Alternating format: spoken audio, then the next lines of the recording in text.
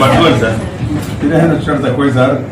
ఏం కాదా sir, cake లాంటి తింటాము, ఏదో స్వీట్ అంటే తింటాము. కేక్ ఇది స్వీటే కదా, కేక్ వేరే లడ్డు వేరే. నీ మీద నమ్మకం మాకు. Okay sir.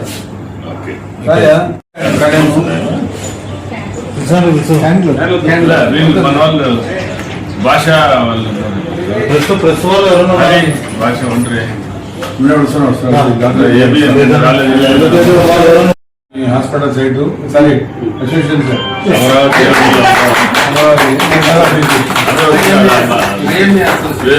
అందరూ వస్తున్నారా?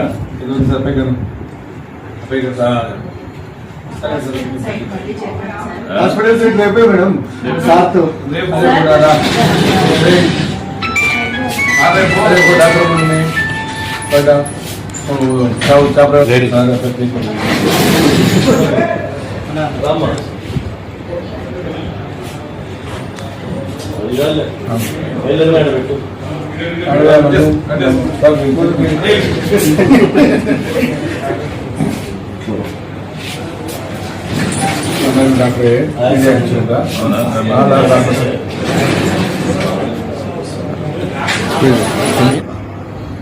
ఈ అమరావతి చట్టబద్ధతను నేడు మన మంత్రి గారు ఫరూక్ గారి ఆఫీసులో జరుపుకోవడం నిజంగా ఒక విశేషం, ఒక అదృష్టంగా మేము భావిస్తున్నాం.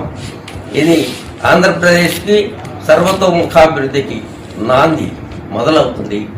రానున్న 5-10 సంవత్సరాల్లో మన ఆంధ్రప్రదేశ్ యొక్క, మన అమరావతి యొక్క రూపురేఖలు మారుతాయని అనుకుంటున్నాం. తప్పకుండా అమరావతి అనేది రాజధానిగా రావడము మన ఆంధ్రప్రదేశ్కి గర్వకారణంగా ఉంది. మన ఆంధ్రుల కళ అనేది ఇప్పుడు నెరవేరింది.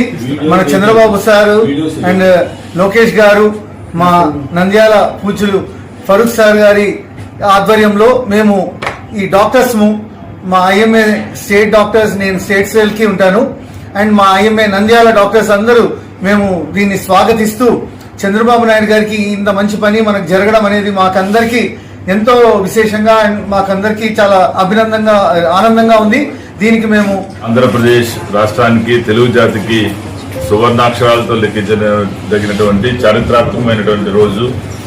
ఆంధ్రప్రదేశ్ రాష్ట్ర ముఖ్యమంత్రి గౌరవనీయులు నారా చంద్రబాబు నాయుడు గారి ఆధ్వర్యంలో, ప్రధానమంత్రి మోడీ గారి యొక్క సహకారంతో ఇది పార్లమెంటులో ఆంధ్రుల కోసం అమరావతి రాజధానిగా శాశ్వతంగా ఒక చట్టం చేయడం అనేది సువర్ణాక్షరాలతో లిఖించదగినటువంటి చారిత్రాత్మక ఘట్టం. ఈ సందర్భంగా రాష్ట్ర వ్యాప్తంగా ఈ సంబరాలు చేసుకోవాలని ఇచ్చినటువంటి పిలుపులో భాగంగా నంద్యాల డాక్టర్ల సంఘం కూడా ఇందులో భాగస్తులై మంత్రివర్యులు, పెద్దలు, పూజ్యులు ఫరూక్ గారితో కలిసి ఈరోజు కేక్ కట్ చేసి ఈ సంబరాలని చేసుకుంటున్నాం. ఇది ఆంధ్రప్రదేశ్ లో ఉన్నటువంటి, రాష్ట్రంలో ఉన్నటువంటి వైద్యులు అందరూ కూడా హర్షం వ్యక్తం చేస్తున్నారు. ఈ రోజు అమరావతి రాష్ట్ర రాజధాని డివిజన్ అయ్యి ఇప్పటికీ 12 సంవత్సరాలైనా ఆంధ్రాకి ఒక సపరేట్ రాజధాని అంటూ ఇంతవరకు లేదు. ఇన్ని సంవత్సరాల తర్వాత మనకు మన ఓన్ రాజధాని అమరావతి అనేది ఫామ్ అవ్వడం చాలా గర్వకారణంగా ఉంది. ఇన్ని రోజులు మనం హైదరాబాద్ మీద డిపెండ్ అయి ఉన్నాము. ఇప్పటి నుంచి అట్లా కాకుండా అమరావతిని బాగా డెవలప్ చేసుకొని మన ఇండియాలోనే మంచి సిటీ లాగా అండ్ ఐటీ సెక్టర్ లాగా డెవలప్ చేయాలి అని కోరుకుంటున్నాను.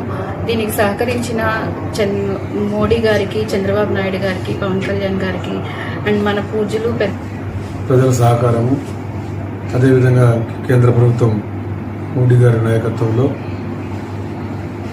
అమిత్ షా గారు ఫోన్ చేసి చంద్రబాబు నాయుడు గారికి చట్టసభలో బిల్లు ప్రవేశపెడతాం, నేను ఇమీడియట్లీగా అసెంబ్లీ చట్టసభలో పాస్ చేసి బిల్లు పంపించమంటే పంపడం, ఇమీడియట్గా దాన్ని పార్లమెంట్లో పెట్టి మరి పెద్దలు గౌరవనీయులు ప్రధానమంత్రి గారు, అమిత్ షా గారు, చంద్రబాబు నాయుడు గారి కృషి 12 సంవత్సరాలు అంటే 13లో మనకు సోనియా గాంధీ గారు కాంగ్రెస్ ప్రభుత్వం ఉన్నప్పుడు 2 స్టేట్లకు విధిస్తామని చెప్పి వాళ్ళు పార్లమెంట్లో చట్టసభలో పాస్ చేశారు. పాస్ చేసిన తర్వాత 14 ఎన్నికలు వచ్చిన తర్వాత రీఆర్గనైజేషన్ జరిగిన స్టేట్స్ 2 రాష్ట్రాలుగా విభజించబడింది. తెలుగు మాట్లాడే వారికి 2 రాష్ట్రాలు వచ్చాయి. హైదరాబాదు తెలంగాణ వారికి 10 సంవత్సరాలు హైదరాబాద్లో ఉంటూ తర్వాత మీ రాష్ట్రాన్ని మీరు డెవలప్ చేసుకోండి అని చెప్పి అవకాశం ఇచ్చింది ప్రభుత్వం. దాన్ని 12 సంవత్సరాలు అయిపోయిన తర్వాత కూడా డెవలప్ కాలేదు. తెలుగుదేశం పార్టీ అధికారం వచ్చినప్పుడు ల్యాండ్ పూలింగ్ చేసి మనకు మన రాజధాని తెలుగు మాట్లాడే వారికి ఒక రాజధాని కావాలా. 1953లో మన కర్నూలు రాజధాని అయింది. పొట్టి శ్రీరాములు గారి త్యాగ ఫలితం మనం మళ్ళీ 1950లో కర్నూలు నుంచి భాషాతత్వ రాష్ట్రాలు ఏర్పడ్డాయి. భాషాతత్వ రాష్ట్రాలు ఏర్పడిన తర్వాత 2013లో మన బిల్లు తీసుకురావడం, చట్టసభలో పాస్ చేయడం, ఎన్నికలు వచ్చిన తర్వాత 2 రాష్ట్రాలుగా చీల్చడం. 2 రాష్ట్రాలు ప్రధానంగా హైదరాబాదు బాగా డెవలప్ అయిన రాష్ట్రాన్ని పోవడం, మనకు రాజధాని లేకుండా పోయింది. ఎన్డీఏ ప్రభుత్వానికి సంపూర్ణ మద్దతు మనకు తెలియజేసినందుకు ప్రధానమంత్రి గారికి, ముఖ్యమంత్రి గారికి, పవన్ కళ్యాణ్ గారికి, లోకేష్ బాబుకు కష్టపడేందుకు అందరికీ కూడా ధన్యవాదాలు మన ఐఎంఏ తరఫున తెలియజేసుకుంటున్నాను. Thank you.